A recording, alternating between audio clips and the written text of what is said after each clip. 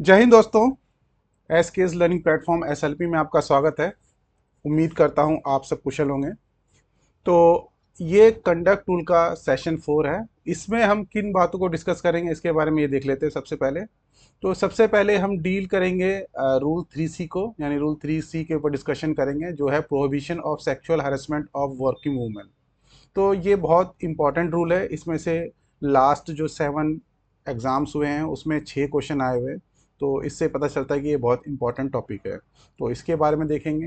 Rule 4 है employment of near relatives of government servant in companies और firm.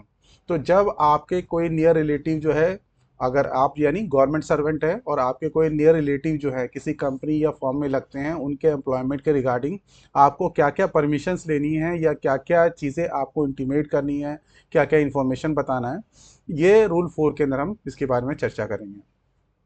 और उनके ऊपर रूल 3C और रूल 4 जो है, इनके ऊपर GIDs यानी गवर्नमेंट ऑफ इंडिया डिसीजंस क्या क्या है, इनके बारे में भी हम देखेंगे।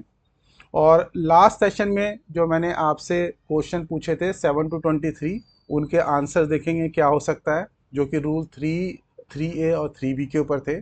और उसके बाद हम, क्योंकि रूल 3C और रूल 4 आज हम बात कर रहे हैं, तो उनके ऊपर क्वेश्चन यानी 3C के ऊपर क्वेश्चन, जो 6 क्वेश्चन आए थे लास्ट एग्जाम्स में, तो उनके ऊपर आपको असाइनमेंट दे दिया जाएगा और उसका आंसर हम अगले सेशन में आपको बता देंगे।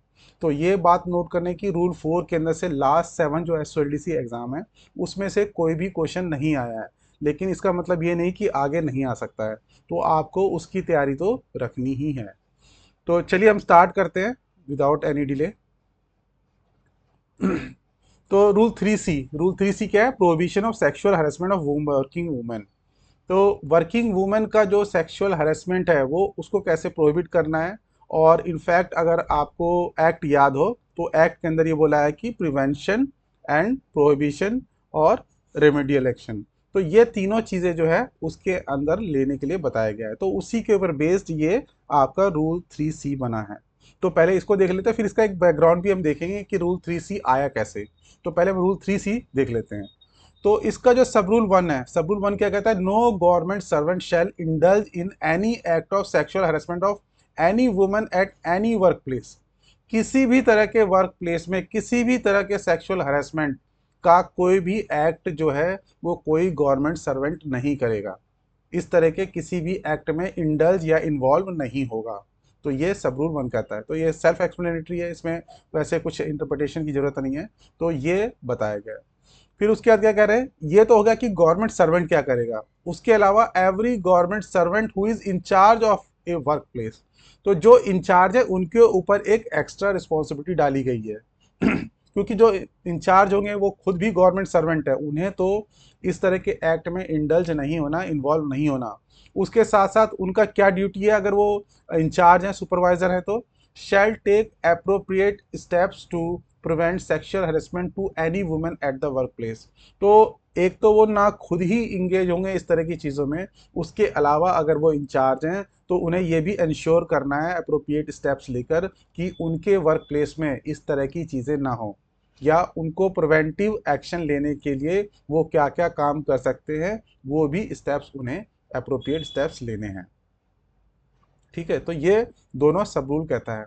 इसके अंदर एक्सप्लेनेशन दे रखा है कि इस पर्पस के लिए, यानी इस रूल के लिए सेक्सुअल हरेसमेंट क्या क्या चीज़ इंक्लूड करेगा, और उसके साथ साथ यहाँ पे वर्क प्लेस क्या इंक्लूड करेगा, ये भी बताया हुआ है। तो देख लेते हैं कि सेक्सुअल हरेसमेंट इंक्लूड्स। अब ये इंक्लूड्स बोला है, इंक्लूड्स का मतलब ये होता है कि ये इंक्लूसिव डेफिनेशन है। इंक्लूसिव डेफिनेशन का मतलब कि ये पॉइंट तो आएंगे ही आएंगे, इसके अलावा और भी कोई ऐसा कंडक्ट जो है सेक्सुअल हरेसमेंट कहला जा सकता है, जो कि इस टेक्सचर का हो, यानी इस तरीका सिमिलर हो। तो इंक्लूड्स डेफिनेशन, इंक्लूसिव डेफिनेशन का मतलब ये होता है कि ये जो चीज़ें दे रखी हैं ये जो है कंप्लीट नहीं है, ये एग्जॉस्टिव नहीं है। यानी सिर्फ इतनी ही बातें जो है वो सेक्सुअल हरेसमेंट नहीं बनाती हैं, इसके अलावा और भी चीज़ें इस तरह की जो है वो सेक्सुअल हरेसमेंट में काउंट हो सकता है। तो ये बात जो है यहाँ पे ये मतलब है इसका। तो कह रहे इंक्लूड्स एनी वन और more of the following acts और बिहेवियर। इनमें से एक भी हो या इनके साथ कॉम्बिनेशन में भी हो, यानी एक हो या एक से ज़्यादा भी एक साथ हो रहे हो, तब भी वो क्या होगा, वो सेक्सुअल हैरेसमेंट में काउंट होगा। वेदर डायरेक्टली और बाय इम्प्लीकेशन, कभी कभार ये चीज़ें डायरेक्टली भी हो सकती हैं, लेकिन अगर उसका इम्प्लीकेशन यानी उसका जो इफेक्ट है वो ये बातें निकल के आ रही है, जिसको हम अभी बात भी करेंगे, तो तब भी वो सेक्सुअल हैरेसमेंट कहलाएगा। यानी कहने का मतलब ये है कि आपकी इंटेंशन अगर नहीं है, इंटेंशन ना होते भी अगर सामने जो सब्जेक्टिव पर्सन है, जो वुमन है, उसको ऐसा फील हुआ, तब भी वो सेक्सुअल हैरेसमेंट की कैटेगरी में आ जाएगा। तो ये बात जो है ध्यान देने की है। तो कौन कौन सी चीजें आ सकती हैं आप देख लेते हैं। फिजिकल कांटेक्ट एंड एडवांसेस, आप किसी को टच करते हो, फिजिकल कांटेक्ट किया, एडवांसेस या उनको अप्रोच भी करते हो, यानी उनको टच करने की कोशिश भी करते हो, तो फिजिकल कांटेक्ट एडवांसेस ये सेक्सुअल हैरेसमेंट की कैटेगरी में आएगा। ए डिमांड और रिक्वेस्ट फॉर सेक्सुअल फेवर, आप किसी को कुछ सेक्सुअल फेवर के लिए डिमांड करते हो, रिक्वेस्ट करते हो, तो वो भी आएगा। सेक्सुअल फेवर का इन द सेंस कि आप उसको अप्रोच करते हो, बोलते हो मुझे सेक्सुअली फेवर करो, तो ये भी चीज़ें जो है वो आपके सेक्सुअल हैरेसमेंट की कैटेगरी में आ जाएगा। मेकिंग सेक्सुअली कलर्ड रिमार्क्स, यानी आप इस तरह का कोई कमेंट करते हो, कोई टिप्पणी करते हो जिसके अंदर सेक्सुअलिटी का कोई टच है, तो भी वो क्या है, सेक्सुअल हैरेसमेंट के कैटेगरी में आ जाएगा। शोइंग पोर्नोग्राफी, आप किसी को अश्लील चीज़ें दिखाते हो, तो ये भी चीज़ें जो है आपके सेक्सुअल हैरेसमेंट की डेफिनेशन में इंक्लूड होता है। Any other unwelcome physical verbal non verbal conduct of A sexual nature, तो सेक्सुअल नेचर का अगर कुछ भी है, कोई अनवेलकम फिजिकल वर्बल, फिजिकल मतलब आप टच करते हो, वर्बल मतलब बोल के करते हो, नॉन वर्बल का मतलब आपके एक्शन से ऐसा सामने प्रतीत हो रहा है, सामने दिख रहा है, और जो क्या है, इन सब की कैटेगरी किस नेचर की होनी चाहिए, वो सेक्सुअल नेचर की है, यानी उसके अंदर कहीं पे भी सेक्सुअल कुछ इंडिकेशन आता है, तो ये जो है आपका सेक्सुअल हरासमेंट में आएगा। ठीक है, तो ये सेक्सुअल हरासमेंट क्या इंक्लूड करता है, इसके ऊपर क्वेश्चन कई बार आए हुए हैं, तो इनको आपको वहाँ पे जो एग्जाम में इनमें से कोई 3-4 पॉइंट लेके रख देंगे और बोलेंगे कि बताओ कि इनमें से कौन कौन सा जो है सेक्सुअल हरासमेंट की कैटेगरी में आ सकता है। तो आपको लैंग्वेज यही होगी, तो ये लैंग्वेज भी आपको ध्यान में रखनी है कि क्या बोला गया है, क्या लिखा गया है। चलिए नेक्स्ट में क्या बताया उन्होंने, बोला कि द फॉलोइंग सर्कमस्टांसेस, अब सर्कमस्टांसेस ये तो हो गया कि सेक्सुअल हरेसमेंट होगा क्या, उसके बारे में बता दिया। उसके बाद वो बता रहे हैं कि कौन कौन से सर्कमस्टांसेस जो हैं वो भी जो है सेक्सुअल हरेसमेंट हो सकते हैं, तो यहाँ पे सर्कमस्टांसेस भी इंक्लूड होते हैं। तो the following circumstances among other circumstances, यानी और इस तरह के जो सिमिलर सर्कमस्टांसेस हैं उनको भी इंक्लूड कर सकते हैं। ये जो नीचे बताए गए ये तो है ही है, जैसे कि हमने ऊपर देखा ये इंक्लूड्स कहता था डेफिनेशन, ये पूरा एग्जॉस्टिव नहीं है, इस तरह की और भी कोई सिमिलर बातें होगी तो वो भी सेक्सुअल हरेसमेंट में आ जाएगा। तो इसी तरह से सर्कमस्टांसेस ये जो नीचे बता रहे हैं ये तो है ही है, इसके अलावा कोई सिमिलर कोई सर्कमस्टांस होगा तो वो भी सेक्सुअल हरेसमेंट की कैटेगरी में आ जाएगा। इफ इट अकर्स और is present in relation to और कनेक्टेड विद एनी एक्ट और बिहेवियर ऑफ सेक्सुअल हरेसमेंट, तो ऐसे सर्कमस्टांसेस जो सेक्सुअल हरेसमेंट से रिलेटेड है, ठीक है, रिलेटेड का मतलब कि उससे कहीं ना कहीं कनेक्शन है कुछ ना कुछ, तो वो भी जो है सेक्सुअल हरेसमेंट अमाउंट करेगा, अमाउंट मतलब सेक्सुअल हरेसमेंट की कैटेगरी में आ जाएगा। तो पहला सर्कमस्टांसेस क्या बता रहे हैं, इम्प्लाइड और explicit promise of preferential treatment in employment. अब यहाँ पे समझने की बात यह है कि इम्प्लाइड और एक्सप्लिसिट प्रॉमिस का मतलब कि अगर आपने बोल दिया या ऐसा प्रतीत हो रहा है कि आपने कुछ अच्छा ट्रीटमेंट करेंगे, अगर उस यानी उस लेडी को अच्छे से ट्रीट करेंगे अगर उसने आपको सेक्सुअली फेवर किया, तो ये चीज़ यहाँ पे अगर इस स्टेटमेंट की आप बात करें तो इस स्टेटमेंट में कहीं पे भी सेक्सुअल से रिलेटेड कोई चीज़ें नहीं है, लेकिन क्योंकि ये कनेक्टेड किससे है, उसके सेक्सुअल बिहेवियर से, उसके सेक्सुअल हरासमेंट वाले एटीट्यूड से, तो इसीलिए वो कह रहे हैं कि जब प्रेफरेंशियल ट्रीटमेंट आप किसी को दे रहे हो और देने का पर्पस क्या है, पर्पस ये है कि आप उससे कुछ सेक्सुअल फेवर ले सको, तो तब ये क्या हो जाएगा, यानी ये सर्कमस्टांसेस अपने आप में जो है वो सेक्सुअल हैरेसमेंट नहीं अमाउंट करेंगे, लेकिन अगर ये कहीं ना कहीं इसके अंदर कुछ सेक्सुअल फेवर लेने की बात है तो उस केस में ये अमाउंट हो जाएगा कि आपने सेक्सुअल हैरेसमेंट किया है। अमाउंट का मतलब this will lead to sexual harassment. तो क्या बोला है, इम्प्लाइड और एक्सप्लिसिट प्रॉमिस। इम्प्लाइड मतलब आपने क्लियरली सामने से बोला कि अगर आप मुझे सेक्सुअली फेवर करते हो तो मैं आपको प्रेफरेंशियल ट्रीटमेंट दूंगा एम्प्लॉयमेंट के अंदर। इसका मतलब यह कि आपको कहीं ना कहीं फेवर किया जाएगा एम्प्लॉयमेंट के अंदर। आपको पैसे ज़्यादा दिलवा सकते हैं अगर कोई कॉन्ट्रैक्ट पे है, उनको कुछ छुट्टियां ज़्यादा दी जा सकती है। तो इस तरह की चीज़ें जो है प्रेफरेंशियल ट्रीटमेंट ऑफ एम्प्लॉयमेंट में आ जाएंगी। नेक्स्ट वो कह रहे हैं इम्प्लाइड और explicit threat of detrimental treatment in employment. एक तरफ आप क्या कर रहे हैं कि आप उसको कुछ एक्स्ट्रा देकर, कुछ बेनिफिट देकर उससे सेक्सुअल फेवर मांग रहे हैं, कहीं पे आप उसको धमकी देकर भी अगर इस तरीके से कर रहे हैं तो वो भी सेक्सुअल हैरेसमेंट की कैटेगरी में आएगा, इस तरह का सर्कमस्टांसेस। तो यहाँ पे वही बताया कि अगर आप थ्रेट दे रहे हो डेट्रीमेंटल ट्रीटमेंट, जिससे आप उसका कुछ नुकसान पहुंचा सको एम्प्लॉयमेंट के अंदर, अगर आप उसको बोल रहे हो कि अगर आपने मुझे सेक्सुअली फेवर नहीं किया तो मैं आपको क्या है नुकसान पहुंचा सकता हूं, या आप देख लेना। अगर आपने ये बोल दिया कि अगर आपने मेरा कहा नहीं माना तो आप देख लेना, तो ये भी एक तरह का थ्रेट है। तो ये इस तरह की चीज़ें जो हैं वो आपकी डेट्रीमेंटल ट्रीटमेंट में आ जाएगी एम्प्लॉयमेंट के।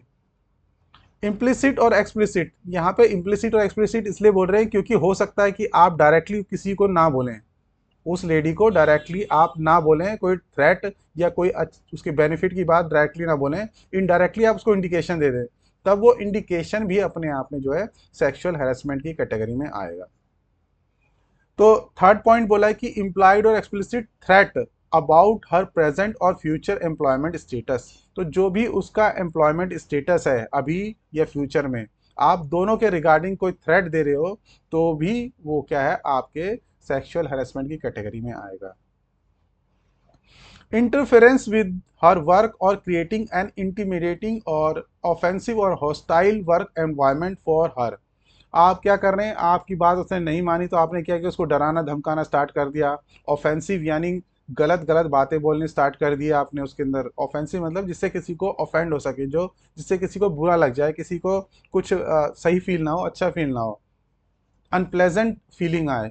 तो इस तरह की चीज़ें आपने करने स्टार्ट कर दी, उसको डराना स्टार्ट कर दिया। हॉस्टाइल वर्किंग एनवायरनमेंट, हॉस्टाइल मतलब ऐसे लगे कि जैसे दो दुश्मन एक छत के नीचे काम कर रहे हो।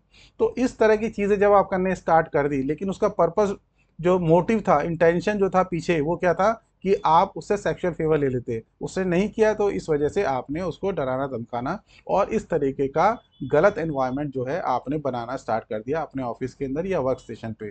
तो ये इस तरह के सरकमस्टांसेस को भी सेक्सुअल हरेसमेंट में जो है इंक्लूड कर लिया जाएगा कैटेगरी में। Humiliating treatment likely to affect her health और सेफ्टी। और अगर आप उसको ह्यूमिलेटिंग ट्रीटमेंट भी कर रहे हैं जिससे उसकी सेफ्टी और जो हेल्थ है उस पर नुकसान पहुंच सकता है। देखिए ह्यूमिलेटिंग ट्रीटमेंट जो है यहाँ पे सिर्फ ह्यूमिलेटिंग ट्रीटमेंट कहने से नहीं होगा, वो क्या है ना उसके अंदर कहीं ना कहीं वो जो बिहेवियर है आपका सेक्सुअल हैरेसमेंट का इंटेंशन उसके अंदर होना चाहिए। तो इस तरह की सारी चीज़ें जो है आपके सरकमस्टांसेस सेक्सुअल हैरेसमेंट में इंक्लूड हो जाएंगे कैटेगरी में। तो ये आपका पॉइंट बी हो गया कि कौन कौन से सरकमस्टांसेस जो है सेक्सुअल हैरेसमेंट में आएंगे। उसके बाद वर्क प्लेस, कि वर्क प्लेस किस किस चीज़ों को माना जाएगा। तो यहाँ पे क्योंकि हम प्रिवेंशन ऑफ एक्सप्लॉयटेशन या कह लो कि sexual harassment of working women मान रहे हैं, तो वर्क प्लेस को डिफाइन करना बहुत इंपॉर्टेंट है। तो वर्क प्लेस में किस किस को इंक्लूड किया गया है, इसको आपको ध्यान रखना है। इसके ऊपर क्वेश्चंस आए हुए हैं, कई बार आए हुए हैं। तो एनी डिपार्टमेंट, डिपार्टमेंट क्योंकि ये गवर्नमेंट डिपार्टमेंट जो है सबसे ऊंचा और बड़ा ऑर्गेनाइजेशन होता है तो वो तो इंक्लूड होगा ही होगा। कोई ऑर्गेनाइजेशन हो, कोई अंडरटेकिंग, पब्लिक सेक्टर अंडरटेकिंग हो, इस्टेब्लिशमेंट हो, एंटरप्राइज हो, कोई इंस्टीट्यूशन हो, ऑफिस हो, ब्रांच हो, यूनिट हो, which is established, owned, controlled और होली और substantially financed by funds provided directly और indirectly by the central government. तो यहाँ पे सारे डिपार्टमेंट से लेकर जो भी छोटे से छोटी यूनिट, अगर वो क्या हो रहा है कंट्रोल्ड, या तो गवर्नमेंट उसको कंट्रोल कर रही है या पूरी तरह से या सब्सटेंशियली फाइनेंस कर रही है, यानी पूरी तरह से जो फाइनेंसिंग है उसकी या मैक्सिमम जो फाइनेंसिंग है वो सेंट्रल गवर्नमेंट की है, चाहे वो फंडिंग जो हो डायरेक्टली हो या इनडायरेक्टली हो सेंट्रल गवर्नमेंट की, वो सारे क्या है वर्क प्लेस की कैटेगरी में इंक्लूड होंगे।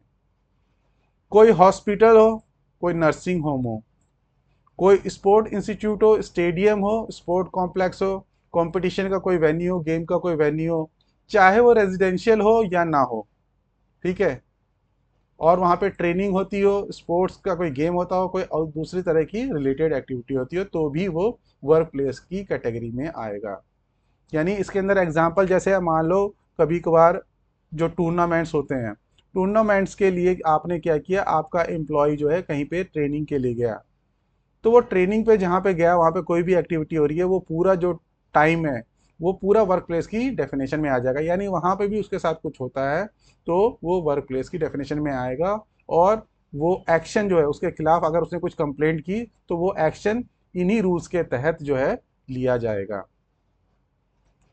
Any place visited by the employ arising out of और during the course of employment, यानी एम्प्लॉयमेंट से रिलेटेड, यानी आपको जैसे ऑफिस में कोई काम बोला गया कि आपको ये जो लेटर है ये दे के आना है, या आपको इस मीटिंग के रिगार्डिंग मान लो किसी दूसरे स्टेट में जाना है, तो उस केस में अगर ट्रांसपोर्टेशन हो रहा है, इंक्लूडिंग ट्रांसपोर्टेशन, अगर दूसरी जगह जाने के लिए उसको जर्नी करनी पड़ रही है, और और जर्नी के दौरान भी कोई गवर्नमेंट एम्प्लॉय जो है उसके साथ बदतमीजी करता है, कोई सेक्सुअल हैरेसमेंट की कोशिश करता है या कोई सेक्सुअल हैरेसमेंट करता है, तो वो सब भी जो है वर्क प्लेस की कैटेगरी में इंक्लूड करते हुए उसे जो है कंप्लेंट को लिया जाएगा और इन्हीं रूल्स के तहत उसको प्रोसेस किया जाएगा। तो इसीलिए यहाँ पे क्लियरली बताया कि any place visited by the employee, अगर एम्प्लॉय कोई भी प्लेस विजिट करता है अराइजिंग आउट ऑफ और during the course of employment, और एम्प्लॉयमेंट से रिलेटेड अपने, ठीक है, इंक्लूडिंग ट्रांसपोर्टेशन, चाहे उसके अंदर ट्रांसपोर्टेशन की भी टाइम हो या ट्रांसपोर्टेशन के दौरान भी ऐसा काम हुआ हो, provided by the employment for undertaking such journey, तो अगर एम्प्लॉयर जो है वो प्रोवाइड कर रहा है उस जर्नी के लिए, यानी उसके लिए जो भी चीज़ें थी एम्प्लॉयर ने प्रोवाइड की है, तब वो जाके जो है वो सेक्सुअल हरेसमेंट की कैटेगरी में आ जाएगा। यहाँ पे कहने का पर्पज़ ये है कि जैसे कि जर्नी तो करेगा वो, लेकिन जर्नी में ये कह रहे हैं यहाँ पे जो रूल कहता है कि एम्प्लॉयर के द्वारा प्रोवाइड किया हुआ जाना जरूरी है। यानी कहने का मतलब कि अगर मान लो बस के अंदर कोई गया, तो बस अगर पब्लिक बस से गया और वहाँ पे उसके साथ कुछ इस तरह की घटना हो गई तो वो तो इंक्लूड नहीं होगा। लेकिन अगर जो एम्प्लॉयमेंट के दौरान वो ट्रांसपोर्टेशन की जो बस है वो क्या है गवर्नमेंट ने प्रोवाइड की है, गवर्नमेंट ने बोला था कि इस जगह से दूसरी जगह लेके जाना है, उसके दौरान अगर कुछ हो जाता है तो उसके लिए जो है वो वर्क प्लेस की डेफिनेशन में इंक्लूड होगा और वो कंप्लेंट भी ली जाएगी और वो कंप्लेंट जो है वो इन रूल्स के तहत गवर्न होगा। ए ड्वेलिंग प्लेस और हाउस, अगर घर के अंदर भी ऐसा कुछ हो जाता है, ठीक है, तो वो भी एक वर्क प्लेस की कैटेगरी में आएगा। यानी अगर कोई घर है और उसके अंदर इस तरह की सेक्सुअल हरेसमेंट की कोई घटना हो जाती है या इस तरह की कोई कंप्लेंट आती है, तो उस केस में भी जो है ये इसी के तहत इसको प्रोसेस किया जाएगा। तो ये जो पॉइंट है ये इंपॉर्टेंट पॉइंट है, क्योंकि कई बार इसे लगता है यानी घर में कुछ हो गया तो क्या वो वर्क प्लेस की डेफिनेशन में आएगा या नहीं आएगा, तो ये वर्क प्लेस की डेफिनेशन में आएगा। यानी बीइंग ए गवर्नमेंट सर्वेंट आपको ये इंश्योर करना है कि आपके घर में भी कोई अगर काम करने के लिए आ रहा है तो उसके साथ भी ऐसा ना हो या इस तरह की सिचुएशन ना हो। तो ये इंपॉर्टेंट बात है ये, क्योंकि आपको लग सकता है बाकी तो नॉर्मल चीज़ें हैं, हम मान सकते हैं कि इसके अंदर होगा, लेकिन ये शायद कई लोगों के माइंड में आया कि नहीं घर में अगर कुछ तरह की बात होगी किसी एम्प्लॉय के साथ तो ऐसा क्या इंक्लूड होगा नहीं होगा इन डेफिनेशन में, तो वर्क प्लेस की डेफिनेशन में ये भी इंक्लूड होगा और क्वेश्चन भी कई बार आया हुआ है, तो इसलिए ये पॉइंट तो आपको खासकर ध्यान रखना है। ठीक है, तो अब इसके ऊपर हम बात कर लें गवर्नमेंट ऑफ इंडिया डिसीजंस की, कौन कौन से गवर्नमेंट ऑफ इंडिया डिसीजंस हैं। तो इसके रिगार्डिंग रूल 3C के रिगार्डिंग डीओपीटी ने बहुत अच्छा जो है एक कंपाइलेशन निकाला हुआ है, 2022 का है, 2022 में निकाला हुआ है, तो आप उसको रेफर भी कर सकते हैं अगर डिटेल में आपको पढ़ना हो। और लेकिन जो मेन मेन पॉइंट्स हैं जो क्वेश्चन में भी पूछे गए हैं पुराने और जो इम्पोर्टेंट भी हैं जो आपको पता होने चाहिए, उसके बारे में मैंने यहाँ पे जीआईडीज में लिख दिया है। तो सबसे पहले जो ये रूल 3C आया उसका जेनेसिस क्या है, वो कहाँ से आया, तो Vishakha and others versus state of Rajasthan, ये एक केस था जिसके अंदर ऑनरेबल सुप्रीम कोर्ट ने गाइडलाइंस कुछ ले की, और ये गाइडलाइंस किसके लिए थी, prevention of sexual harassment of working women के रिगार्डिंग। तो ये यहाँ से स्टार्ट हुआ था मैटर, और इसके बाद 1998 के अंदर डीओपीटी ने गाइडलाइंस भी निकाली थी, अगर आप ऑनलाइन सर्च करेंगे तो वो भी आपको मिल जाएगा। तो वहाँ से इसका स्टार्ट हुआ। जब ये गाइडलाइंस सुप्रीम कोर्ट ने, ऑनरेबल सुप्रीम कोर्ट ने ले की, तो उसके बाद जो है इस कंडक्ट रूल के अंदर अमेंडमेंट किया और इंसर्ट किया रूल 3C को, जिसके बारे में हमने अभी पढ़ा। ठीक है, तो sexual harassment of women, working women को मिसकंडक्ट मानने के लिए ये जो रूल 3C है इसको इसके अंदर इंसर्ट करके यहाँ पे डाला गया था। तो इसमें नोटिफिकेशन कब आया था? ये 13/2/1998 को आया था। उसके बाद जब यहाँ पे, क्योंकि जो भी कंडक्ट रूल का वायलेशन होता है वो सीसीए रूल के अंदर गवर्न होता है, क्योंकि डिसिप्लिनरी प्रोसीडिंग्स वहाँ के रूल को इन्वोक करके, वहाँ के रूल को लेकर जो है डिसिप्लिनरी प्रोसीडिंग चलाई जाती है। तो इसीलिए वहाँ पे क्या किया, रूल जो है सीसीए रूल के अंदर भी, उसके अंदर भी चेंजेस किए। तो चेंजेस किस में किया? आपका जो प्रोवाइजो है, प्रोवाइजो मतलब प्रोवाइडेड दैट लिखा हुआ है रूल 14 के 2 में, सब रूल 2 में, वहां पे क्या लिखा हुआ है? For treatment of complaint committee as inquiring authority. तो जो इन रूल्स के तहत आपका जो ये रूल्स बनाए गए, रूल 3C के तहत जो आपके बाकी रूल्स बनाए गए हैं, और ये जो एक्ट है इसका, प्रिवेंशन ऑफ सेक्सुअल हैरेसमेंट का एक्ट है 2013 का, उसके तहत जो रूल बनाए गए हैं, उन सबको ध्यान में रखते हुए क्या किया गया है, यहाँ पे बताया गया कि जो भी कंप्लेंट कमेटी होगी, एक्ट के अंदर बताया गया कि कंप्लेंट कमेटी हर मिनिस्ट्री डिपार्टमेंट के अंदर होना चाहिए। तो जो कंप्लेंट कमेटी होगी उसको इंक्वायरिंग अथॉरिटी माना जाएगा अगर सेक्सुअल हैरेसमेंट की कंप्लेंट आती है तो यानी जो भी कंप्लेंट आई सेक्सुअल हैरेसमेंट की, complaint committee, internal complaint committee जो है उसको डील करेगी, और उसकी जो रिपोर्ट होगी वो क्या, रिपोर्ट ऑफ इंक्वायरिंग अथॉरिटी माना जाएगा। ये उसके अंदर यहाँ पे इसके प्रोवाइजो में इंसर्ट कर दिया गया अमेंड करके। ठीक है, तो हम सीसीए रूल भी पढ़ेंगे, वहाँ पे भी देखेंगे कि प्रोविजन क्या कहता है, तो डिटेल में वहाँ पे हम इसको पढ़ेंगे।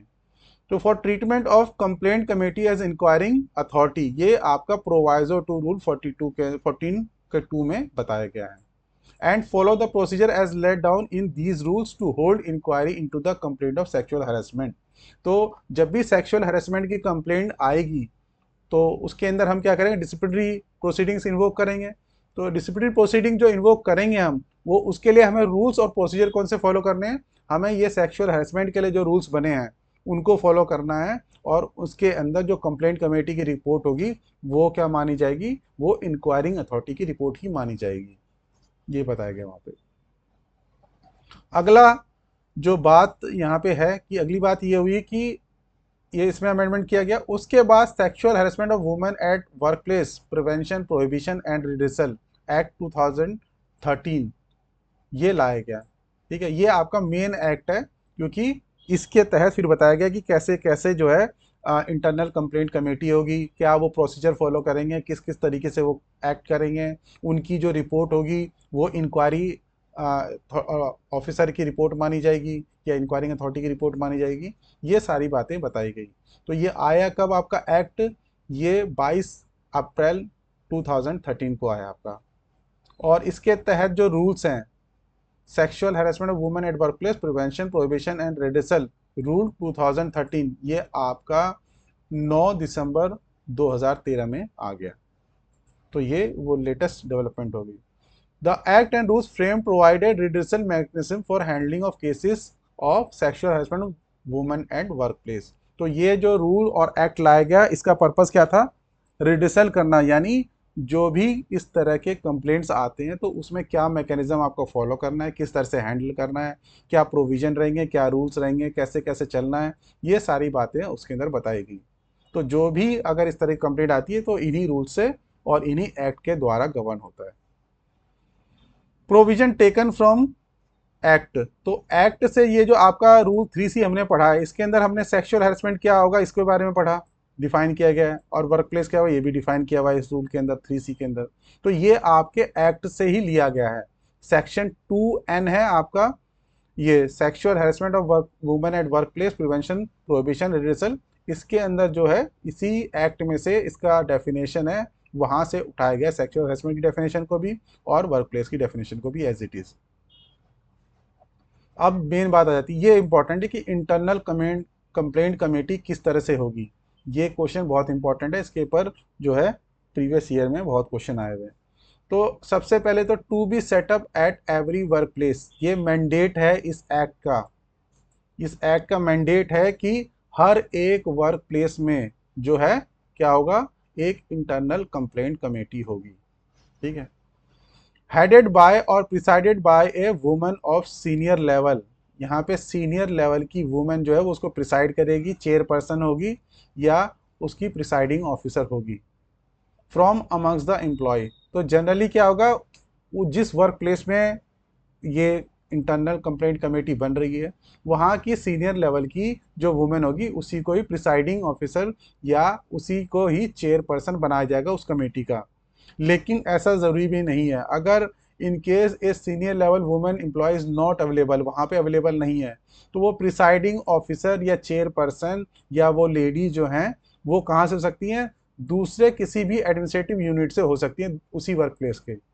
और अगर उस वर्क प्लेस में नहीं है तो उसी एम्प्लॉयर के किसी दूसरे वर्क प्लेस के अंदर भी हो सकती हैं या दूसरे डिपार्टमेंट से भी या दूसरे ऑर्गेनाइजेशन से भी लिया जा सकता है, अगर इनमें से किसी में भी जो हम जिसकी पहले बात कर रहे हैं उनमें अवेलेबल नहीं है। तो सबसे पहले तो अपने वर्क प्लेस में से लेना है, अपने वर्क प्लेस में नहीं है तो वो एम्प्लॉयर का अगर कोई दूसरा वर्क प्लेस है तो दूसरे वर्क प्लेस से ले सकते हैं। अब दूसरे वर्क प्लेस में भी नहीं है तो हम क्या कर सकते, किसी भी जो है दूसरे वर्क प्लेस यानी किसी और दूसरे एम्प्लॉयर के अंडर वर्क प्लेस है तो वहाँ से भी ले सकते हैं। तो ये भी यहाँ पे प्रोविजन बताया गया। ये भी इंपॉर्टेंट बात है कि at least half of its members should be women. तो उस इंटरनल कंप्लेंट कमेटी के अंदर कम से कम आधी तो महिला होनी ही चाहिए। To prevent the possibility of any undue pressure और influence from senior level, senior level का कोई भी ऑफिसर या कोई भी पर्सन जो है कोई अनड्यू प्रेशर ना डाल सके, इस वजह से जो इंटरनल कंप्लेंट कमेटी या सिंपली कंप्लेंट कमेटी भी बोलते हैं, इसके अंदर क्या होता है, एक थर्ड पार्टी का इन्वॉल्वमेंट होता है। थर्ड पार्टी यानी वो बाहर का व्यक्ति होता है, ऑर्गेनाइजेशन में से नहीं होता। जैसे कि वो एनजीओ का कोई पर्सन हो सकता है या किसी सोशल सर्विस जो वुमेन के लिए कर रहा है वहाँ से लिया जा सकता है। Some other similar body which is familiar with the issue of sexual harassment, जिसको सेक्सुअल हरेसमेंट के इश्यूज़ के बारे में कुछ ज्ञान हो और वो उसने वुमेन के लिए कुछ काम किया हो, तो जनरली ऐसे पर्सन को चूज़ किया जाता है एज ए थर्ड पार्टी, ताकि इंडिपेंडेंस जो है वो बना रहे। ठीक है, the chairperson presiding officer of the complaint committee can be junior to the charge officer. अब ऐसा कोई ज़रूरी नहीं है कि जो चेयरपर्सन है इस इंटरनल कंप्लेंट कमेटी का वो हमेशा जिसके खिलाफ वो प्रोसीडिंग को गवर्न कर रहा है या हेड कर रहा है वो हमेशा सीनियर होना चाहिए। यानी जो चार्ज पर्सन है जिसके खिलाफ कंप्लेंट आई है और जो यहाँ पे चेयरपर्सन है उस कमेटी की, तो कमेटी के जो चेयरपर्सन है वो हो सकता है कि जूनियर भी हो। तो कोर्ट ने, इलाहाबाद हाई कोर्ट ने बोला है ये Shobha Goswami versus state of UP के अंदर, कि जरूरी नहीं है कि जो चेयरपर्सन है कंप्लेंट कमेटी का, इंटरनल कंप्लेंट कमेटी का, वो सीनियर ही हो। वो जो चार्ज ऑफिसर है जिसके खिलाफ कंप्लेंट आई है उससे जूनियर भी हो सकता है, इससे कोई फर्क नहीं पड़ता। और ना ही रूल्स या एक्ट में कहीं पे ऐसी कोई बात लिखी गई कि वो हमेशा सीनियर होना चाहिए। तो ये इंपॉर्टेंट बात है, इसके ऊपर ये कोई स्टेटमेंट बना के क्वेश्चन में दिया जा सकता है। Complaint against secretary, additional secretary and equivalent level of government of India. अगर मान लो कंप्लेंट जो है सेक्रेटरी लेवल के या एडिशनल सेक्रेटरी या उसके इक्वलेंट लेवल के किसी ऑफिसर के अगेंस्ट आ जाती है तो आप क्या करेंगे उसके अंदर, उस केस में क्या प्रोसीजर फॉलो करना है, ये भी इंपॉर्टेंट है। और इसका क्वेश्चन अभी रिसेंटली भी आया है, 18-19 के अंदर ही एग्जाम के अंदर आया है। तो for inquiring into complaints made against officer of level of secretary, additional secretary और equivalent of government of India, तो इसके लिए सेपरेट कंप्लेंट कमेटी बनाई गई है, has been set up by the cabinet secretariat with the approval of the prime minister. तो prime minister के approval से एक सेपरेट कंप्लेंट कमेटी बनाई गई है। और ये डीओपीटी का ओएम आप जो है 2009 का रेफर कर सकते हैं इसके रिगार्डिंग। ठीक है, तो ये इंपॉर्टेंट बात है और डिफरेंट भी है क्योंकि बाकी जो चीज़ें हैं, बाकी जितनी भी कंप्लेंट है वो इंटरनल कंप्लेंट कमेटी जो है वो डील कर रही है। लेकिन अगर सीनियर लेवल का जैसे सेक्रेटरी, एडिशनल सेक्रेटरी या उनके इक्विवेलेंट हैं तो उस केस में आप कैबिनेट सेक्रेटरीट के इस ओएम को या इस सेपरेट कमेटी को रेफर करेंगे। इस सेपरेट कंप्लेंट कमेटी जो है वो बनी हुई है। उसके बाद हम बात कर लेते हैं, the complaint committee will have the powers to recommend. जो कंप्लेंट कमेटी है वो क्या क्या चीज़ रिकमेंड कर सकती है, ये भी बहुत इंपॉर्टेंट पॉइंट है और इसके ऊपर क्वेश्चन आए हुए कई बार। तो ये क्या कर सकते हैं, to transfer the aggrieved women और the charge officer to any other work place. वो दोनों को, क्योंकि कंप्लेंट आई है, मान लो एक वर्क प्लेस पे दोनों थे, एग्रीव्ड वुमेन भी थी और चार्ज ऑफिसर जिसके खिलाफ कंप्लेंट आई है, दोनों ही एक वर्क प्लेस पे थे। जब कंप्लेंट आ जाएगी तो ये ज़रूरी है कि इंश्योर करें कि वो दोनों आपस में एक दूसरे के कांटेक्ट में ना आए। तो इस वजह से उस एग्रीड वुमेन को भी, या अगर हम पहले तो चार्ज ऑफिसर को कोशिश करेंगे उसको ट्रांसफर कर दें, नहीं तो किसी का भी रिकमेंडेशन जो है कंप्लेंट कमेटी कर सकती है। एग्री वुमेन अगर रिक्वेस्ट करती तो उसको भी ट्रांसफर किया जा सकता है और चार्ज ऑफिसर को तो किया ही जा सकता है। तो दोनों में से किसी को भी ट्रांसफर करने के लिए दूसरी जगह पे, किसी दूसरे वर्क प्लेस पे जो कंप्लेंट कमेटी रिकमेंडेशन दे सकती है। Grant leave to the aggrieved women up to the period of 3 months. 3 महीने की छुट्टी भी एग्रीव्ड वुमेन को दी जा सकती है और ये छुट्टी जो है उसके लीव अकाउंट से नहीं कटेगी, ये अलग से एडिशनल होगी। ये इंपॉर्टेंट बात है, ठीक है। To grant such other relief to the aggrieved woman as may be prescribed. उसके अलावा कोई भी दूसरी सिमिलर इस तरह की रिलीफ जो है एग्रीव्ड वुमेन को दी जा सकती है। To deduct from the salary और wages of the charge officer such as sum as it may consider appropriate to be paid to the aggrieved women और टू द लीगल हेयर। तो जो charge officer है उसकी salary और wages में से भी पैसे डिडक्ट करके एग्रीड वुमेन को दिया जा सकता है, या एग्रीड वुमेन के अलावा उसका अगर कोई लीगल हेयर है, लीगल हेयर मतलब उसका कोई लीगली कोई जो उत्तरदायित्व संभालने वाला है, उसको भी दिया जा सकता है। Any amount outstanding at the time of cessation of the service of the charge officer due to retirement, death और अदरवाइज। अगर मान लो कोई चार्ज ऑफिसर है वो रिटायर हो रहा है, उसकी कहीं डेथ हो गई या कोई दूसरे कोई इस तरह का मैटर हो गया, तो उस केस में उसको जो भी बेनिफिट ऑफिस से मिलने हैं उसके, उसमें से उसको रिकवर कर लिया जाएगा, ये बताया गया है। Recovered from the terminal benefits payable to the officer और हिज हेयर। तो अगर उस ऑफिसर को अगर डेथ के केस में उसके जो भी उत्तराधिकारी होंगे उनमें से, तो उनको जो भी पैसे मिलने हैं उसमें से रिकवर कर लिया जाएगा, जो भी एग्रीव्ड वुमेन को ये इस तरीका कोई डिडक्ट करके बेनिफिट देना है monetary. Such compensation will not amount to penalty. लेकिन ये एक रिलीफ दिया है रूल के अंदर कि इस तरीके का जो पैसा डिडक्ट कर रहे हैं उसकी सैलरी में से या वेजेस में से, उसको पेनल्टी नहीं ट्रीट किया जाएगा, ना ही मेजर या कोई माइनर पेनल्टी उसको ट्रीट किया जाएगा। तो यही इसके अंदर बताया है कि इस तरीके का कंपनसेशन जो दिया जा रहा है वो एक एडिशनल है, और ये किसी तरह की सीसीए रूल में से जो है पेनल्टी नहीं है किसी तरह की। To take action against complainant if the allegation is malicious. जो कंप्लेनेंट है उसके खिलाफ एक्शन भी हो सकता है अगर उसने जो कंप्लेंट की है वो मैलिशियस है, मतलब किसी इल मोटिव से की है। कभी कभार क्या होता है, सामने वाले को कहते हैं कि हम तुम्हें सबक सिखाएंगे, इस तरीके के भाव से भी कंप्लेंट की जा सकती है। तो जब इस तरीके के भाव से कंप्लेंट की गई है तो जो कंप्लेंट कमेटी वो रिकमेंड कर सकती है कि जो कंप्लेनेंट है, जो वुमेन कह रही थी कि एग्रीव्ड है, वो उसके खिलाफ जो है एक्शन ली जाए, तो वो डिस्प्लिनरी एक्शन के लिए भी रिकमेंड कर सकते हैं।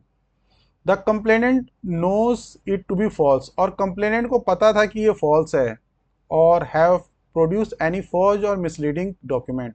और उसने अगर कोई फॉर्ज मतलब कुछ गलत वलत बना के इस डॉक्यूमेंट में कहीं ना कहीं मैनिपुलेट करके या किस तरह का मिसलीडिंग डॉक्यूमेंट दे दिया, और उसे पता था कि इस तरह के काम जो है वो कर रही है, वो जानते हुए भी, उसके बाद उसके खिलाफ जो है कंप्लेंट कमेटी कुछ रिकमेंडेशन दे सकती है और उसके खिलाफ डिसिप्लिनरी प्रोसीडिंग्स भी हो सकती है। To take action against any witness if such witness has given false evidence. अगर कोई विटनेस फॉल्स एविडेंस दे रहा है तो उसके खिलाफ भी क्या है, जो है एक्शन लिया जा सकता है। फॉल्स एविडेंस दे, कोई फॉर्ज चीज कर दे दे, डॉक्यूमेंट दे दे, या मिसलीडिंग कोई डॉक्यूमेंट दे दे, इन सारे ही केस के अंदर, यानी कोई भी वो अगर गलत काम कर रहा है जानते हुए कि वो जो बातें बोल रहा है वो गलत है और उसमें कोई सच्चाई नहीं है, इस तरह का एविडेंस दे दे, कोई ऐसा डॉक्यूमेंट पेश कर दे जो सही ना हो, मान लो कहीं पे उसके अंदर मैनिपुलेशन कर दिया, तो ये सारी चीज़ें जो है उसके खिलाफ एक्शन लेने के लिए कंप्लेंट कमेटी को मजबूर कर सकती है। अगला जो लेटेस्ट आजकल यहाँ पे चीज़ें चल रही है वो है sexual harassment electronic box she box. तो ये शी बॉक्स क्या है, नया इनिशिएटिव जो है, इसके बारे में एक बार बात कर लेते हैं। इसका क्वेश्चन नहीं आया हुआ, लेकिन क्या है, नई चीज़ है और इसके बारे में आ सकता है। Ministry of women and child development इसने लॉन्च किया ये और है क्या, ये an online complaint management system. आप यानी जिस तरीके से आरटीआई के अंदर आप क्या करते हैं कि ऑनलाइन ही आरटीआई एप्लीकेशन आप लगा सकते हैं, इसी तरह से यहाँ पे कंप्लेंट जो है ऑनलाइन फाइल की जा सकती है जो कि सेक्सुअल हरेसमेंट से रिलेटेड हो। तो ये ministry of women and child development ने लॉन्च किया है और ये क्या है, ऑनलाइन कंप्लेंट मैनेजमेंट सिस्टम है, title sexual harassment electronic box she box. और ये कब लॉन्च किया गया? 24 जुलाई 2017 को ये लॉन्च किया गया for registering complaint related to sexual harassment at work place. The She Box is an initiative to provide platform to women working or visiting any office of central government। तो central government के किसी भी office के अंदर कोई काम कर रही है महिला कोई, और वहाँ पे विजिट कर रही है, सेंट्रल गवर्नमेंट का यहाँ पे इंक्लूड कर दिया सबको, जो हमने ऊपर बात की थी, सेंट्रल मिनिस्ट्री और department of public sector undertaking, autonomous body और इंस्टीट्यूशन हो, कोई भी जो है सेंट्रल गवर्नमेंट के अंडर की कोई बॉडी है तो। और ये वो क्या कर सकते हैं, to file complaint related to sexual harassment at work place under the act, जो हम बात कर रहे हैं 2013 के एक्ट की, उसके तहत जो है अगर कोई भी इस तरह की कंप्लेंट है तो ऑनलाइन ये की जा सकती है। और एक बार जो कंप्लेंट है वो सबमिट हो गई तो ये क्या होगा, वो डायरेक्ट जो है इंटरनल कंप्लेंट कमेटी के पास चली जाएगी, जो कंसर्न मिनिस्ट्री डिपार्टमेंट है उसके पास ये कंप्लेंट चली जाएगी, जिसका जुरिडिक्शन होगा उस कंप्लेंट को देखने के लिए। यानी ऑटोमेटिकली वो उसको वहाँ पे रेफर कर दिया जाएगा। जैसे कि आपका आरटीआई होता है, आरटीआई आप डालते हैं, कभी कभार आप ये तो डायरेक्ट जिस मिनिस्ट्री डिपार्टमेंट का मैटर होता है उसको डायरेक्ट आप वहाँ पे सेलेक्ट कर लेते हैं, नहीं तो क्या होगा वहाँ पे जो है इंटरनल कंप्लेंट कमेटी का जो भी कंसर्न होगा उसके पास भेज दिया जाएगा ऑनलाइन ही। तो ये इस तरह की फैसिलिटी इसके अंदर अवेलेबल है। The She Box also provides an opportunity to both complainant and nodal administrative authority to monitor the progress of inquiry conducted by the ICC। और इसके अंदर ऑनलाइन ही कंप्लेंट के अंदर क्या क्या किस स्टेज पे चला गया है ये मॉनिटर करने का, ये प्रोग्रेस को देखने का, ये स्टेटस देखने का इसके अंदर प्रोविजन है। और ये शी बॉक्स जो है उसको कहाँ पे आप एक्सेस कर सकते हो, तो http://www.shebox.nic.in यहाँ पे आप इसको रेफर कर सकते हैं। ठीक है, तो ये आपका 3C का आपने रूल पढ़ लिया और इसके ऊपर जो इम्पोर्टेंट GIDs थे ये सारे हमने पढ़ लिए। तो ये सारा करने के बाद आप कोई भी क्वेश्चन जो प्रीवियस ईयर में आया है उसको अटेम्प्ट कर सकते हैं और आपको 100% जो है वो क्वेश्चन का आंसर पता होगा। इसके बाद हम बात कर लेते हैं रूल 4 की। तो रूल 4 क्या है, employment of near relatives of government servant in companies और फर्म। जब आपके नियर रिलेटिव जो है वो क्या है, आपके किसी कंपनी या फर्म के अंदर क्या होते हैं, एम्प्लॉय होते हैं, तो उस केस में आपको क्या क्या फॉलो करना है उसके बारे में बताया गया है। तो यहाँ पे कह रहे हैं कि सबसे पहला रूल देख लेते हैं, इसका सब रूल क्या कहता है। No government servant shall use his position और इन्फ्लुएंस डायरेक्टली और indirectly to secure employment for any member of his family in any company और फर्म। कोई भी गवर्नमेंट सर्वेंट अपने पोजीशन को यूज करके, अपने इन्फ्लुएंस को यूज करके, अपने पोजीशन और इन्फ्लुएंस को यूज करके अपने किसी भी फैमिली मेंबर को क्या करेगा, किसी कंपनी या किसी फर्म में नहीं लगाएगा। ठीक है, उनके लिए जॉब को, एम्प्लॉयमेंट को सिक्योर नहीं करेगा, ये बताया। अब यहाँ पे एक चीज़ है, ये जो एनी मेंबर ऑफ फैमिली है ये बहुत इंपॉर्टेंट बात है यहाँ पे, क्योंकि इस रूल के लिए पर्टिकुलरली, सिर्फ इसी रूल के लिए मेंबर ऑफ फैमिली की डेफिनेशन को एक्सपेंड किया गया है। तो हमने ऊपर देखा था फैमिली की डेफिनेशन क्या है, उसके अंदर फैमिली की डेफिनेशन में हस्बैंड वाइफ दोनों आ जाते हैं, चाहे वो साथ रह रहे हो नहीं रह रहे हो। जो स्टेप चिल्ड्रन है, यानी चिल्ड्रन में डॉटर है, स्टेप सन है, और मेन जो उसका सन डॉटर है वो तो आएंगे, स्टेप सन स्टेप डॉटर वो भी आ जाएंगे। उसके अलावा जो था फैमिली की डेफिनेशन में क्या था, ऊपर बताया था मैंने कि any other person related by blood और मैरिज, जब वो वोली डिपेंडेंट है। तो ये 2C की डेफिनेशन में हमने देखा था कि मेंबर ऑफ फैमिली कौन होगा, लेकिन गवर्नमेंट ऑफ इंडिया ने क्लैरिफिकेशन जारी करके इसमें बताया है कि रूल 4, 1 और 3 के लिए, यानी इसके लिए जो हम बात कर रहे हैं इस सब रूल के लिए, और यहाँ पे इस सब रूल के लिए 3 सब रूल के लिए, जो आपकी फैमिली की डेफिनेशन है, मेंबर ऑफ फैमिली की डेफिनेशन है, उसके अंदर डिपेंडेंट हो या नहीं हो इससे फर्क नहीं पड़ता। कहने का मतलब ये है कि अगर आपका क्वेश्चन आता है कि फैमिली की डेफिनेशन में क्या आएगा, तो उस केस में तो मेंबर ऑफ फैमिली की डेफिनेशन में आप जो 2C के अंदर बताया गया था कि उसके अंदर हस्बैंड वाइफ आएंगे, चाहे वो साथ रह रहे नहीं रह रहे हैं। सन आएगा, डॉटर आएगा, स्टेप सन आएगा, स्टेप डॉटर आएगा अगर वो डिपेंडेंट है, और कोई भी मैरिज या ब्लड से रिलेटेड और होली डिपेंडेंट है, तब ये 3 कैटेगरी के लोग आ जाएंगे। लेकिन इस 4(1) और 4(3) के लिए चाहे वो डिपेंडेंट हो या ना हो, आपको ये ध्यान रखना है, डिपेंडेंसी वाला जो क्राइटेरिया है उसकी ज़रूरत नहीं है। अब ये इसको एक्सपेंड क्यों किया गया 4 के लिए? इसके लिए एक्सपेंड इसलिए किया गया क्योंकि आप क्या करना चाह रहे हैं यहाँ पे, आप अपने किसी रिलेटिव का यहाँ पे किसी कंपनी या फर्म में एम्प्लॉयमेंट लगवाना चाह रहे हैं। तो एम्प्लॉयमेंट लगवाना चाह रहे हैं तो रिलेटिव कोई जरूरी नहीं कि आपके ऊपर डिपेंडेंट हो, आप उसे जानते हैं, आपका रिलेटिव है, तो आप अपनी पोजीशन को यूज़ करके उसको लगवा सकते हैं। आपका ऐसी इच्छा हो सकती है कि नहीं उसको लगवा देते हैं, चाहे वो आपके ऊपर डिपेंडेंट है या डिपेंडेंट नहीं है। तो इस वजह से यहाँ पे फैमिली की डेफिनेशन को एक्सपेंड किया गया कि इस तरह के काम भी नहीं करने, यानी आपका रिलेटिव आपके ऊपर डिपेंडेंट ना हो तब भी आपको उसको नहीं लगवाना है। जो डिपेंडेंट है उसको तो आप लगवाने की कोशिश करेंगे, भाई डिपेंडेंट है लग जाए और फैमिली में तो उसको फ़ायदा होगा आपको कि आप लग जाएगा तो आपके ऊपर से डिपेंडेंसी भी खत्म हो जाएगी।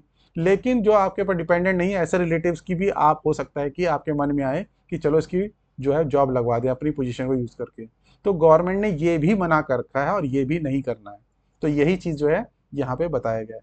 तो ये पहले क्लैरिफिकेशन जो है ये आया हुआ है, तो इसको आपको ध्यान में रखना है कि मेंबर ऑफ फैमिली की डेफिनेशन में जो बाय ब्लड और रिलेशन बाय मैरिज जो है दोनों तरह के, चाहे वो डिपेंडेंट हो या ना हो, वो जो है 4 के लिए, इस रूल के लिए सिर्फ चाहे वो डिपेंडेंट हो या ना हो उसके अंदर इंक्लूड होंगे। लेकिन अगर अदरवाइज आपका क्वेश्चन आया कि मेंबर ऑफ फैमिली की डेफिनेशन में कौन आता है, तो उस केस में आपका डिपेंडेंसी वाला क्लॉज आ जाएगा और उस केस में डिपेंडेंट होना चाहिए जब आप ब्लड और मैरिज की बात कर रहे हैं। तो ये डिफरेंस आपको समझ में आना चाहिए। इन जनरल आपका डिपेंडेंट होना चाहिए, लेकिन सिर्फ रूल 4 के लिए, only and only for rule 4। Employment के केस में जब आप रिलेटिव के एम्प्लॉयमेंट की बात कर रहे हैं तो उस केस में चाहे वो आपका रिलेटिव जो है डिपेंडेंट है या नहीं है उससे फर्क नहीं पड़ता, आप उसको जो है नहीं लगा सकते अपनी पोजीशन को यूज करके। तो सबसे पहले सब रूल के अंदर यही बताया कि कोई भी गवर्नमेंट सर्वेंट अपनी पोजीशन या इन्फ्लुएंस को डायरेक्टली या इनडायरेक्टली यूज करके अपने किसी भी फैमिली मेंबर को किसी कंपनी या फर्म में नहीं लगाएगा। तो ये तो जनरल एक बात बता दी। उसके बाद स्पेसिफिकली उन्होंने बोला कि क्लास 1 ऑफिसर के लिए क्या बाउंडेशन है। देखिए इन जनरल आप कभी कभार रूल बना देते हैं कि इन जनरल ऐसा होना चाहिए, लेकिन जब आप पर्टिकुलरली उसमें से किसी एक क्लास 1 ऑफिसर की बात कर रहे हैं तो वो क्लास ऑफ 1 ऑफिसर के ऊपर एक्स्ट्रा रिस्पॉन्सिबिलिटी आ जाती है, यानी उसको इसको भी फॉलो करना पड़ेगा, यानी जनरल रूल को तो फॉलो करना ही पड़ेगा, उसके साथ साथ ये जो स्पेशल रिस्पॉन्सिबिलिटी इसके ऊपर डाली गई है, क्योंकि स्पेशल रिस्पॉन्सिबिलिटी क्यों डाली गई है, क्योंकि वो क्लास 1 ऑफिसर है। तो क्लास 1 ऑफिसर के होते हुए क्योंकि एक सीनियर पोस्ट वो हेल्ड करता है, तो सीनियर पोस्ट हेल्ड करने के लिए उसके ऊपर रिस्पॉन्सिबिलिटी भी ज़्यादा आ जाती है। तो जैसा हमने पहले भी डिस्कस किया था कि with great powers comes great responsibility. जब आप बड़ी पावर आपके पास होती तो आपके ऊपर उस पावर को संभालने के लिए, उस अथॉरिटी को संभालने के लिए बड़ी रिस्पॉन्सिबिलिटी भी होती है। तो उसी प्रिंसिपल को फॉलो करके ही यहाँ पे क्लास 1 ऑफिसर के ऊपर एक एडिशनल रिस्पॉन्सिबिलिटी डाली गई है। क्या एडिशनल रिस्पॉन्सिबिलिटी है कि no class 1 officer shall accept with the previous sanction of the government. तो गवर्नमेंट की प्रीवियस सैंक्शन उसे लेनी ही लेनी है। कब लेनी है? परमिट हिज सन डॉटर और other dependent to accept employment in any company और firm with which he has official dealing और इन एनी अदर कंपनी और firm having official dealing with the government.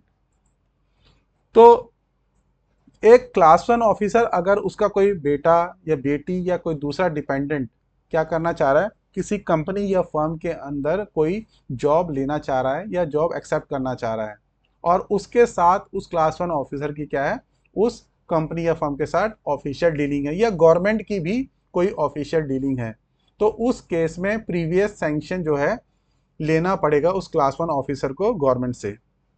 तो बिना प्रीवियस सैंक्शन या previous permission लिए हुए class 1 officer अपने किसी भी सन डॉटर या किसी भी डिपेंडेंट को किसी कंपनी और फर्म में से क्या है, जॉब एक्सेप्ट करने नहीं दे सकता। ठीक है, तो उसके अंदर प्रीवियस सैंक्शन ही रिक्वायर्ड है। Provided that where acceptance of employment can not await prior permission of the government. लेकिन इसके अंदर थोड़ा एक रिलैक्स ये कर दिया कि अगर मान लो टाइम बहुत कम है और वहाँ पे डेडलाइन दी हुई है कि इतनी तारीख तक आप एक्सेप्ट कर लो, तो उस केस में उन्होंने बोला है कि ठीक है आप एक्सेप्ट कर सकते हो अर्जेंट केसेस के अंदर ही। उस केस में क्या करना पड़ेगा, the matter shall be reported to the government. यानी वो वहाँ पे बेटे ने या जो डिपेंडेंट है या बेटी ने क्या किया, वहाँ पे जॉब एक्सेप्ट कर ली, लेकिन वो क्या होगी, वो प्रोविजनल होगी, वो एक्सेप्टेड प्रोविजनली, वो प्रोविजनली एक्सेप्ट होगी। और उस जो क्लास वन ऑफिसर है उसको गवर्नमेंट को रिपोर्ट करना पड़ेगा कि ऐसे ऐसे जो है अर्जेंट सिचुएशन थी जिसके अंदर मेरे सन ने या डॉटर ने या डिपेंडेंट ने जो है जॉब एक्सेप्ट कर लिया और मैं आपको रिपोर्ट कर रहा हूँ और आप मुझे परमिशन दीजिए। तो वहाँ पे उनसे रिक्वेस्ट करेंगे कि परमिशन दीजिए मुझे पोस्ट फैक्टो। तो may be accepted provisionally subject to the permission of the government, यानी गवर्नमेंट को बाद में परमिशन देनी पड़ेगी नहीं, यानी बाद में उन्होंने दे दी तो आप एक्सेप्ट कर लेंगे। अगर किसी सर्कमस्टांसेस में गवर्नमेंट ने आपको मना कर दिया तो आप फिर उस जॉब को छोड़नी पड़ेगी उस डिपेंडेंट को, सन हो डॉटर हो या कोई भी दूसरा डिपेंडेंट हो। तो ये जो एक्सेप्टेंस है यानी उस जॉब की वो प्रोविजनल रहेगी और subject to the permission of government रहेगी, यानी गवर्नमेंट जब परमिशन पोस्ट फैक्टो दे देती है तभी उस जॉब को कर पाएंगे डिपेंडेंट जो है। सेकंड पॉइंट इसके अंदर क्या है, a government servant shall as soon as become aware of the acceptance of the member of his family और of an employment in any company और firm intimate such acceptance to the prescribed authority and also intimate whether he has or had any official dealing with the company। अब यहाँ पे क्या है, government servant को पता है, जो 2 के 1 में बात की हमने, फर्स्ट कंडीशन की बात की, यहाँ पे वो कह रहे हैं कि जब उसकी नॉलेज में है कि इस तरह का एम्प्लॉयमेंट जो है उसके बच्चे, उसकी बेटी या डिपेंडेंट ले रहे हैं, लेकिन हो सकता है कि उस गवर्नमेंट सर्वेंट को या उस क्लास 1 ऑफिसर को पता ही ना हो कि किसी उसकी फैमिली किसी मेंबर का एम्प्लॉयमेंट लगा है। तो उस केस में क्या होगा, जैसे ही उसे पता चला, एज ही बिकम अवेयर, जैसे ही उसे पता चला उसे क्या करना पड़ेगा, intimate such acceptance to the prescribed authority. इस जो भी प्रिस्क्राइब्ड अथॉरिटी है उसकी कॉम्पिटेंट अथॉरिटी होगी जिसको उसको बताना होता है, तो उनको वो बताएगा और ये भी बताना पड़ेगा कि उस ऑफिसर का उसके साथ कोई ऑफिशियल डीलिंग है या नहीं है। यानी अगर क्लास 1 ऑफिसर है उसकी ऑफिशियल डीलिंग है, उसको पता चला कि मेरे बेटे या बेटी या किसी डिपेंडेंट को या इस तरह की जॉब मिली है ऐसे फर्म में, तो आप अपने ऑफिसर को, कॉम्पिटेंट अथॉरिटी को बताएंगे कि ऐसे ऐसे मेरे बच्चे ने जॉब ली है और मेरी उसके साथ ऑफिशियल डीलिंग है या नहीं है, ये बताना पड़ेगा आपको। Provided that no such intimation shall be necessary. और इस तरह की इंटीमेशन जरूरी कब नहीं होगी, अगर उसने पहले ही इस तरह की बात यहाँ पे बता दी थी, अगर पहले ही बता दी थी कि मेरा जो है उस कंपनी के साथ कोई रिलेशन नहीं और परमिशन सीख कर ली, जैसे लिखा है ना यहाँ पे प्रीवियस सैंक्शन मांग लिया हो। अगर पहले ही प्रीवियस सैंक्शन मांग लिया है, उसे पता था कि जॉब लग रही है और प्रीवियस सैंक्शन मांग लिया, तब तो बात ही खत्म होगी। लेकिन अगर उसे पता नहीं था और उसके बाद में पता चला, तो उसे इंटीमेट करना पड़ेगा, साथ में ये भी बताना पड़ेगा कि मेरी उस फर्म के साथ या उस कंपनी के साथ कोई लेना देना नहीं है ऑफिशियल। अब सब रूल 3 क्या कहता है, no government servant shall in discharge of his official duty deal with any matter और गिव और sanction any contract to any company और फर्म और any other person if any member of his family employed in that company or firm under that person, if any member of family is interested in such matter or contract in any other manner। तो वो कह रहे हैं कि अगर आप मान लो official duty कर रहे हो अपनी और आपका किसी कंपनी के साथ क्या है, डीलिंग है, और आपको ये पता चल गया कि आपकी, या तो हो सकता है कि उस कंपनी के अंदर आपका कोई फैमिली मेंबर काम करता हो, फैमिली मेंबर के अंदर ऐसे फैमिली मेंबर या रिलेटिव भी जो आपके ऊपर डिपेंड नहीं है, ऐसे मेंबर भी इंक्लूड होंगे। तो आपको पता चल गया उस जिस कंपनी के साथ आपके ऑफिशियल या गवर्नमेंट्स के साथ डीलिंग है, वहां पे आपका कोई फैमिली मेंबर या रिलेटिव काम करता है।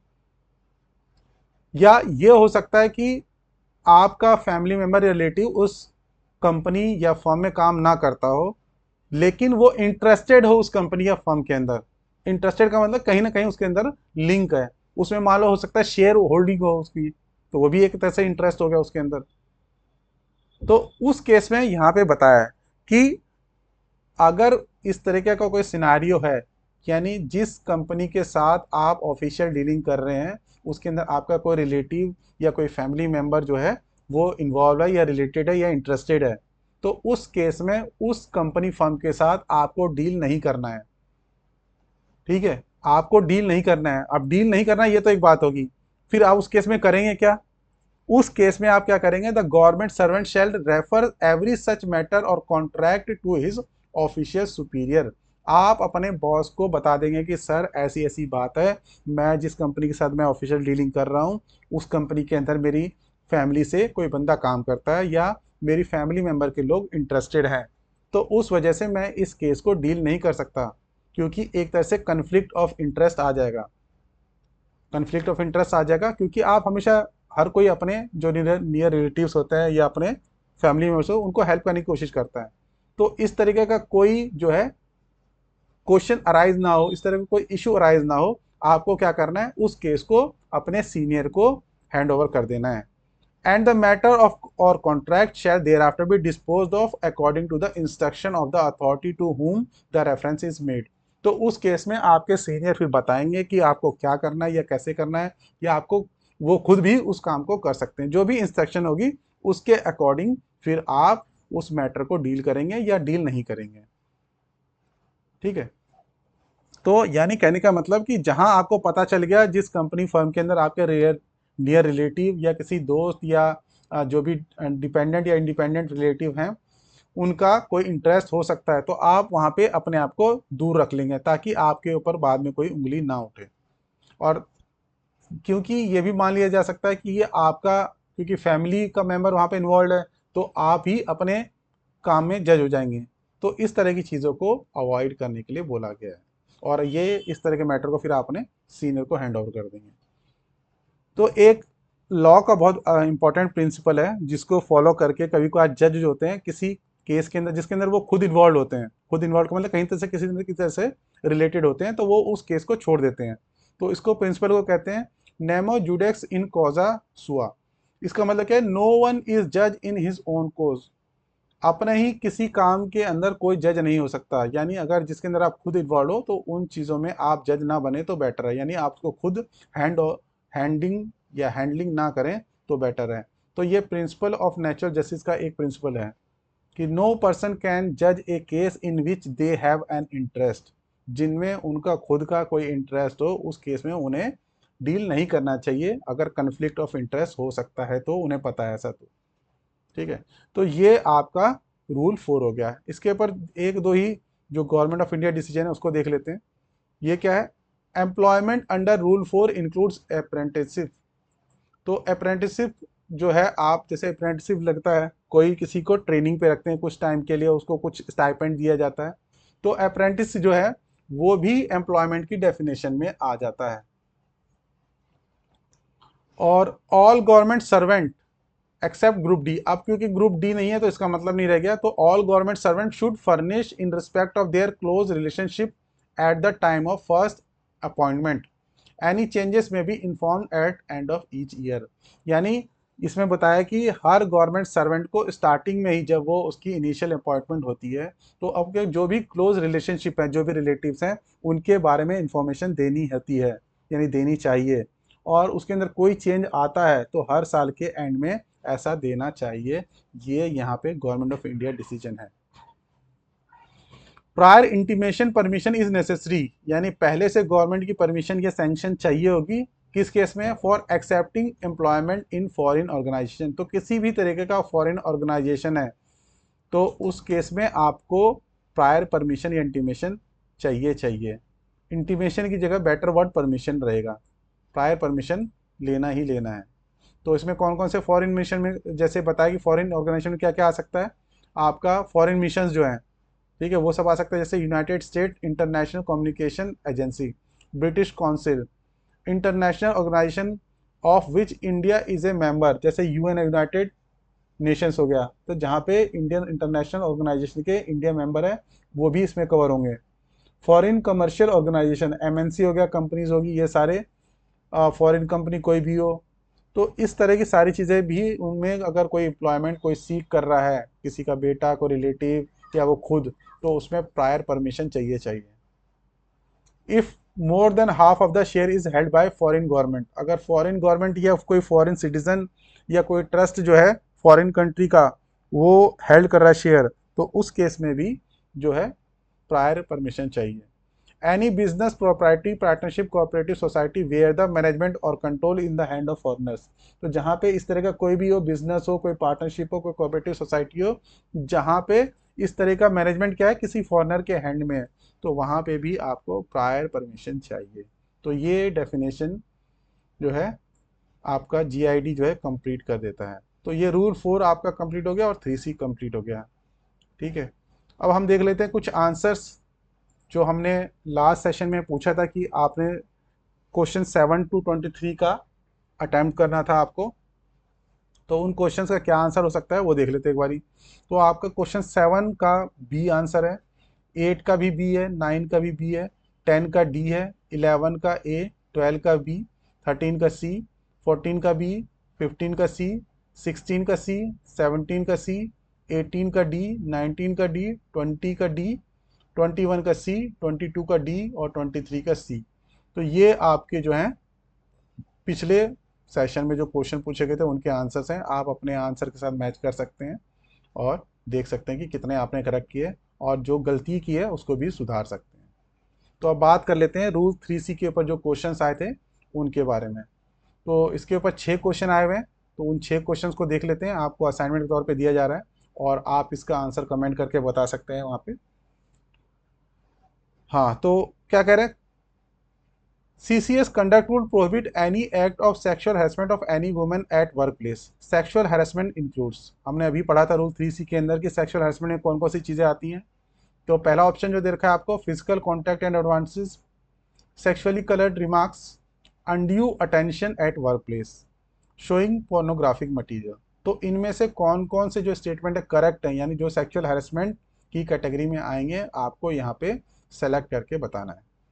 ठीक है, अगला, which of the following recommendation may be made to the employer by the complaint committee constituted in each ministry department office under sexual harassment of women at workplace prevention prohibition and redressal act 2018 to inquire into the complaint of sexual harassment against women. तो कौन कौन से recommendation जो है किए जा सकते हैं कंप्लेंट कमेटी द्वारा?